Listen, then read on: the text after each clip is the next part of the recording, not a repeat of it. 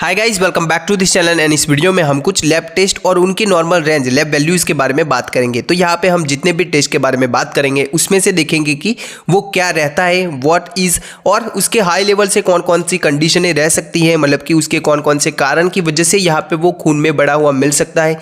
Then आगे यहाँ पे देखिए तो इसकी नॉर्मल रेंज कितनी रहती है, इनके बारे में बात करेंगे। तो इसमें से पहला टेस्ट है यहाँ पे होमोसिस्टिन टेस्ट। ऐसे देखें तो जो होमोसिस्टिन होता है वो क्या रहता है, तो होमोसिस्टिन है वो एक प्रकार का एमिनो एसिड है। तो देखो हमारे शरीर में प्रोटीन बहुत ही जरूरी रहता है, तो प्रोटीन जो है वो एक प्रकार के एमिनो एसिड की चेन है। एमिनो एसिड है वो एक प्रकार का कंपाउंड है, तो यहाँ पे होमोसिस्टिन है वो भी एक प्रकार का एमिनो एसिड है। अभी देखो इसके हाई लेवल से कौन कौन सी कंडीशनें रह सकती है। हाई लेवल है इसका, ये जो खून की नलियां है उसकी अंदर की दीवार है इसको डैमेज करती है। यहाँ पे लिखा है high level increase the risk of damage the lining of the arteries. इसका हाई लेवल है वो ब्लड क्लॉट के रिस्क को भी बढ़ाता है। देन आगे देखे तो जो खून की नलियां के ब्लॉकेज है इसका रिस्क भी बढ़ाता है, मतलब कि ये खून की नलियां है उनकी अंदर की दीवार है उनको डैमेज करता है। तो यहाँ पे कुछ विटामिन्स रहते हैं जैसे कि फॉलेट है, B12 है, उनकी कमी है। देन यहाँ पे ये हार्ट डिसीज की कंडीशन के रिस्क को भी इंडिकेट करता है। हमने आगे बोला कि जो खून की नलियां है उनके ब्लॉकेज के रिस्क को ये बढ़ाता है, तो इस वजह से ये हार्ट डिसीज की कंडीशन में भी यहाँ पे ये करवाते ही। अब बात करते हैं इसके नॉर्मल रेंज के बारे में। तो इसमें माइल्ड देखें तो जो कम है वो रहता है 15 से 30 माइक्रोमोल प्रति लीटर के बीच में। देन मॉडरेट है अगर बीच का रहता है तो 30 से लेके 100 माइक्रोमोल प्रति लीटर रहता है, और ये 100 से ज़्यादा अधिक है, 100 माइक्रोमोल प्रति लीटर से अधिक है तो ये इसका ज़्यादा रिस्क है, ये दर्शाता है। देन आगे का टेस्ट है यहाँ पे PSA टेस्ट। PSA का मतलब रहता है प्रोस्टेट स्पेसिफिक एंटीजन टेस्ट। तो ये क्या रहता है, तो PSA है वो एक प्रकार का प्रोटीन होता है जो कि प्रोस्टेट ग्लैंड से बनता है। अभी प्रोस्टेट ग्लैंड क्या रहता है, तो देखो पुरुषों के अंदर ऐसी एक ग्रंथि रहती है जो मूत्रवाहिनी रहती है, मतलब कि यूरेथ्रा रहती है, उसके आसपास एक ऐसी ग्रंथि रहती है जिसको बोलते हैं यहाँ पे प्रोस्टेट ग्लैंड। यहाँ पे आप देख सकते हो इस वाली इमेज में यहाँ पे ये जो ग्लैंड होती है, जो मूत्रवाहिनी रहती है, यूरेथ्रा रहती है, उसके आसपास ऐसी एक ग्रंथि रहती है जिसको बोलते हैं प्रोस्टेट। तो इसकी यहाँ पे इनलार्जमेंट की कंडीशन है, या फिर प्रोस्टेट कैंसर का कंडीशन है, या फिर BPH का कंडीशन रहता है, बिनाइन प्रोस्टेटिक हाइपरप्लाजिया का कंडीशन रहता है। यहाँ पे बिनाइन मतलब कि ये कैंसरस नहीं होता, प्रोस्टेटिक मतलब कि प्रोस्टेट से रिलेटेड है, और हाइपरप्लाजिया मतलब कि उसके अंदर के जो कोष है उनकी संख्या बढ़ना। तो यहाँ पे देखो उम्र के बढ़ते ये BPH का कंडीशन है वो हमें देखने को मिलता है, जहाँ पे ये जो प्रोस्टेट ग्लैंड है इसकी यहाँ पे साइज बढ़ती है। इसके हाई लेवल से कौन कौन सी कंडीशनें रह सकती है, तो यहाँ पे लिखा है prostate cancer, then BPH benign prostatic hyperplasia, then prostatitis तो प्रोस्टेट की सूजन, देन अदर प्रोस्टेटिक प्रॉब्लम, कुछ और भी कंडीशनें रह सकती है। इसके नॉर्मल रेंज की बात करें तो यहाँ पे है 4 नैनोग्राम प्रति मिलीलीटर से कम है, तो ये नॉर्मल रहता है। देन आगे का टेस्ट है यहाँ पे BNP और एंटी प्रो BNP टेस्ट आता है। वो BNP क्या रहता है, BNP का मतलब रहता है ब्रेन नेट्रीयूरेटिक पेप्टाइड या फिर B टाइप नेट्रीयूरेटिक पेप्टाइड।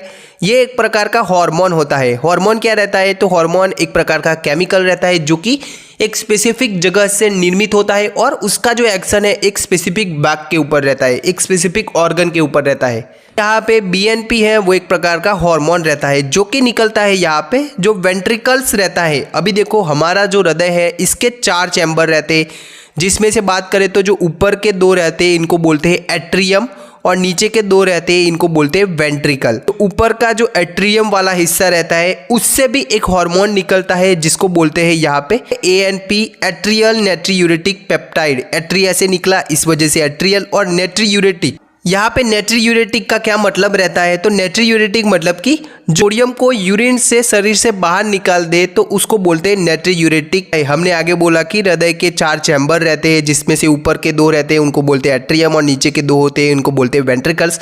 तो एट्रियम वाले हिस्से से जो निकलता है इसको बोलते हैं ANP, और जो नीचे का हिस्सा रहता है, नीचे के 2 चैम्बर रहते हैं जिनको बोलते हैं वेंट्रिकल्स, उनसे जो निकलता है उनको बोलते हैं BNP ब्रेन नेट्रीयूरेटिक पेप्टाइड। इन दोनों का ये काम है कि ये जो BP का कंडीशन है, हाई BP रहता है, तो ये जो हृदय है, हार्ट है हमारा, इसके ओवरलोड को कम करता है। तो इसके हाई लेवल से कौन कौन सी कंडीशनें रह सकती है, तो इसमें से पहली कंडीशन है हार्ट इनलार्जमेंट, हृदय की साइज बढ़ी है तो उस कंडीशन में। देन आगे लिखा है यहाँ पे कंजेस्टिव हार्ट फेलर, हमारा जो हृदय है वो अच्छे से खून को पंप नहीं कर पाता, तो उस कंडीशन को बोलते हैं कंजेस्टिव हार्ट फेलर। तो उस कंडीशन में भी यहाँ पे बीएनपी जो है वो बढ़ा हुआ मिल सकता है। देन आगे लिखा है यहाँ पे diagnosis of the heart failure and check severity, मतलब कि हार्ट फेलर की कंडीशन है उसको जानने के लिए ये टेस्ट करते हैं। देन उसकी सीवियरिटी कितनी है, मतलब कि कितना सीवियर जो कंडीशन है हार्ट फेलर का है वो। देन आगे लिखा है यहाँ पे high level means heart is not working as it should and not pumping blood, मतलब कि अगर बीएनपी का लेवल बढ़ा हुआ है तो आप ये समझ सकते हो कि जो हृदय है अच्छे से काम नहीं कर रहा और खून को अच्छे से पंप नहीं कर रहा। अब बात करते हैं इसके नॉर्मल रेंज के बारे में। यहाँ पे देखो 100 पिकोग्राम प्रति ml से कम है तो ये नॉर्मल रहता है। देन अगर 400 पिकोग्राम प्रति ml से है उससे ज़्यादा है तो ये हाई रहता है। देन यहाँ पे अगर 100 से 400 के बीच में है तो आपको डॉक्टर को दिखाना चाहिए। नॉर्मल रेंज है इसका तो 100 पिकोग्राम प्रति ml से कम है तो ये नॉर्मल रहता है। देन आगे का टेस्ट है यहाँ पे क्रिएटिनिन टेस्ट। जो क्रिएटिनिन है वो एक प्रकार का वेस्ट प्रोडक्ट रहता है। ये क्या रहता है, तो ये एक प्रकार का वेस्ट प्रोडक्ट है जो कि मसल ब्रेकडाउन, जो मांसपेशियां रहती है उनके टूटने से बनता है। यहाँ पे देखो ये एक प्रकार का नॉन स्पेसिफिक टेस्ट है, मतलब कि आपको एग्जैक्ट पता नहीं चलता है कि कौन सी कंडीशन है किडनी के अंदर। यहाँ पे देखो ये जो हमारी किडनी कैसे अच्छे से खून को साफ कर रही है या फिर नहीं, उसको देखने के लिए ये टेस्ट करते हैं। देन यहाँ पे लिखा है कि किडनी डैमेज की कंडीशन है, किडनी फेलियर की कंडीशन है, किडनी का इन्फेक्शन जैसे कि पाइलोनेफ्राइटिस है। देन किडनी को अच्छे से खून नहीं मिल रहा तो उस कंडीशन में ये हाई मिल सकता है। देन डिहाइड्रेशन की कंडीशन है, शरीर में पानी की खपत की वजह से भी क्रिएटिनिन बढ़ा हुआ मिल सकता है। आगे लिखा है यहाँ पे रेब्डोमायोलाइसिस। रेब्डोमायोलाइसिस क्या रहता है, तो यहाँ पे मांसपेशियों का टूटना और उनकी वजह से उनका जो प्रोटीन रहता है मायोग्लोबिन वो खून में यहाँ पे रिलीज होना, तो उस कंडीशन को बोलते हैं रेब्डोमायोलाइसिस और इस कंडीशन की वजह से भी क्रिएटिनिन बढ़ा हुआ मिल सकता है। आगे यहाँ पे लिखा है कि कुछ कंडीशन है जैसे कि हृदय की बीमारी है या फिर लीवर डिसीज है, तो उस कंडीशन में भी यहाँ पे किडनी के ऊपर लोड आता है तो उसकी वजह से भी यहाँ पे क्रिएटिनिन है वो बढ़ा हुआ मिल सकता है। इसके नॉर्मल रेंज की बात करें तो यहाँ पे लिखा है जो मेल है उसमें देखें तो 0.7 से लेके 1.3 mg/dl ये नॉर्मल रहता है मेल के अंदर, और यहाँ पे आगे लिखा है फीमेल के अंदर 0.6 से लेके 1.1 mg/dl। यहाँ पे हम जितने भी नॉर्मल रेंज के बारे में बात कर रहे हैं वो सभी यहाँ पे लेबोरेटरी टू लेबोरेटरी अलग अलग मिल सकते हैं आपको। देन आगे का टेस्ट है यहाँ पे AFP टेस्ट। AFP का क्या मतलब रहता है, AFP का मतलब रहता है अल्फा फिटोप्रोटीन। तो ये एक प्रकार का प्रोटीन है जो कि नेचुरली बनता है, जो फिटस है डेवलपिंग फिटस, मतलब कि जो विकसित हो रहा गर्भ है उससे निकलने वाला एक प्रकार का प्रोटीन है। यहाँ पे ये स्मॉल अमाउंट में जो एडल्ट है उनमें भी निकलता है। आगे बात करें तो कुछ ट्यूमर की कंडीशन है, उस कंडीशन में भी इसका लेवल है वो हाई मिल सकता है हमें हमारे शरीर में। तो उसमें से देखें तो HCC है, मतलब कि हिपेटोसेल्युलर कार्सिनोमा, जो लीवर का एक प्रकार का कैंसर का कंडीशन है। देन जो टेस्टिस है, ओवरी है, उनके कैंसर में भी इसका लेवल है वो बढ़ा हुआ मिल सकता है। इसके हाई लेवल से कौन कौन सी कंडीशनें हमें पता लगती है, तो यहाँ पे लिखा है कि marker of the HCC and non seminomatous carcinoma of the testis. Then आगे लिखा है यहाँ पे ओवेरियन कैंसर ट्यूमर मार्कर। ये कुछ ट्यूमर की कंडीशन में एज अ मार्कर के तौर पे हम देख सकते हैं इसका लेवल है वो, जिसमें से देखें तो हमने आगे बोला HCC हिपेटोसेल्युलर कार्सिनोमा जो कि लीवर का एक कैंसर का कंडीशन है। देन जो टेस्टिस है, ओवरी है, उनके कैंसर की कंडीशन में भी इसका लेवल है वो हाई मिल सकता है।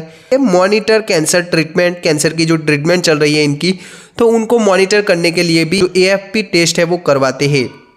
यहाँ पे कुछ नॉन मैलिग्नेंट कॉजेस है, मतलब कि कुछ कैंसर के बिना कुछ और कंडीशन है उनमें भी इसका लेवल है वो बढ़ा हुआ मिल सकता है। प्रेगनेंसी में इसका लेवल है वो हाई मिलता है। यहाँ पे non cancerous liver disease, liver की कुछ और बीमारियों में भी इसका लेवल हाई मिल सकता है, जैसे कि हिपेटाइटिस की कंडीशन है, सीरोसिस की कंडीशन है, लीवर की सूजन की कंडीशन है इन्फेक्शन की वजह से। देन सीरोसिस मतलब कि लीवर की स्कारिंग की कंडीशन है, मतलब कि लीवर की जो टिश्यू है नॉर्मल टिश्यू उसमें ऐसे स्कारिंग बन जाता है जिसको बोलते हैं सीरोसिस।